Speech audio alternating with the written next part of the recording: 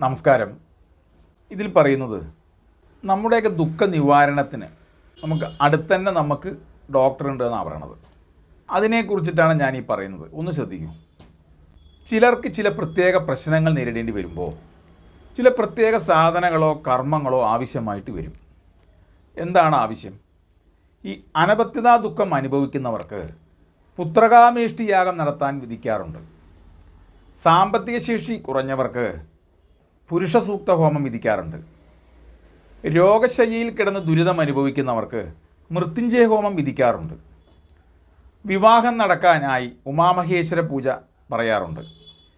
ഇവയൊക്കെ ആവശ്യമാണ് എങ്കിലും ഇത്തരം കർമ്മങ്ങൾ കഷായം കഴിക്കുന്നത് പോലെയാണ്. ആവശ്യമുണ്ടെങ്കിൽ വേണം, വിശ്വാസം പോലെ അവർ അത് ചെയ്യും. എന്നാലോ കുലദേവതോപാസന ചോറും വെള്ളവും പോലെയാണ്. ദിവസേന കഴിക്കണമെന്ന് നിർബന്ധമാണ്, അല്ലേ?